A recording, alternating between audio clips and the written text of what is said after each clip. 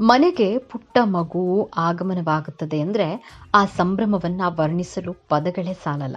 ಇದೀಗ ವ್ಯಕ್ತಿಯೊಬ್ಬ ತಂದೆಯಾದ ಖುಷಿಯಲ್ಲಿದ್ದು ವೈದ್ಯರು ಮಗುವನ್ನ ಕೈಗೆ ನೀಡ್ತಾ ಇದ್ದಂತೆ ಆ ವ್ಯಕ್ತಿ ನೀಡಿದ ರಿಯಾಕ್ಷನ್ ನೆಟ್ಟಿಗರ ಗಮನ ಸೆಳೀತಾ ಇದೆ. ಈ ವಿಡಿಯೋ ಸದ್ಯ ಎಲ್ಲೆಡೆ ವೈರಲ್ ಆಗ್ತಾ ಇದೆ. ಮನೆಗೆ ಮಗುವಿನ ಆಗಮನವಾಗ್ತದೆ ಅಂದ್ರೆ ಆ ಖುಷಿಯೇ ಬೇರೆ ಇರುತ್ತೆ ಬಿಡಿ. ಇನ್ನು ಆ ಪುಟ್ಟ ಮಗುವನ್ನ ಹೇಗೆ ಎತ್ಕೊಳ್ಬೇಕು, ಆ ಮಗುವನ್ನ ಹೇಗೆ ಎತ್ಕೊಳ್ಳುವಾಗ ಆ ವ್ಯಕ್ತಿ ಭಯ ಪಡ್ತಾನೆ ಅನ್ನೋದನ್ನ ಈ ವಿಡಿಯೋದಲ್ಲಿ ನಾವು ನೋಡಬಹುದು. ಹೀಗಾಗಿ ನವಜಾತ ಶಿಶುವನ್ನ ಎತ್ತಿಕೊಳ್ಳಲು ಹಿಂದೇಟನ್ನ ಹಾಕೋದೇ ಹೆಚ್ಚು. ಇಲ್ಲೊಬ್ಬ ತಂದೆಯದ್ದು ಅದೇ ಕಥೆ ಆಗಿದೆ. ಆಗ ತಾನೇ ಜನಿಸಿದಂತಹ ಮಗುವನ್ನ ವೈದ್ಯರು ವ್ಯಕ್ತಿಯ ಕೈಗೆ ಕೊಟ್ಟಿದ್ದು, ಆ ವ್ಯಕ್ತಿ ಮಾತ್ರ ಭಯದಲ್ಲೇ ಹಿಂದೇಟನ್ನ ಹಾಕ್ತಿರುವಂತಹ ವಿಡಿಯೋ ಈಗ ಸದ್ಯ ಎಲ್ಲೆಡೆ ವೈರಲ್ ಆಗ್ತಾ ಇದೆ. ತಂದೆಯಾದ ಖುಷಿ ಒಂದು ಕಡೆ ಆದ್ರೆ ಆ ವ್ಯಕ್ತಿ ನೀಡಿದ ರಿಯಾಕ್ಷನ್ಗೆ ನೆಟ್ಟಿಗರು ಶಾಕ್ ಆಗಿದ್ದಾರೆ ನಿಜಕ್ಕೂ ಕೂಡ. ಇನ್ನು ಈ ವಿಡಿಯೋವನ್ನ ಇನ್ಸ್ಟಾಗ್ರಾಮ್ನಲ್ಲಿ ಹಂಚಿಕೊಂಡಿದ್ದು ಸಾಕಷ್ಟು ವೈರಲ್ ಆಗಿದೆ. ತಂದೆಯಾದ ಸಂಭ್ರಮದಲ್ಲಿದ್ದದ್ದನ್ನ ಕಾಣಬಹುದು. ವೈದ್ಯರು ಆಗ ತಾನೇ ಹುಟ್ಟಿದ ಮಗುವನ್ನ ಕೈಗೆ ನೀಡಿದ್ದಾರೆ.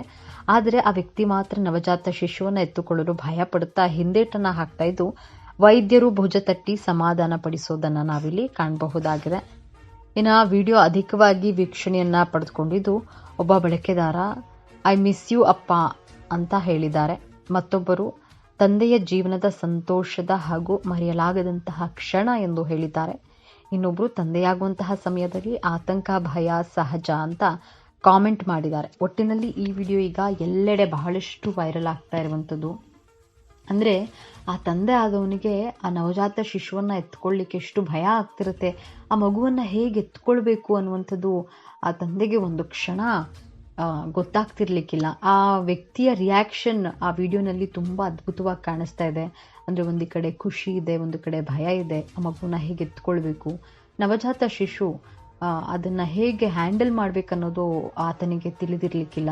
ಹಾಗಾಗಿ ಆತ ಆ ಥರ ರಿಯಾಕ್ಷನ್ ಅನ್ನ ಕೊಡ್ತಿರ್ತಾನೆ, ಭಯ ಪಡ್ತಿರ್ತಾನೆ.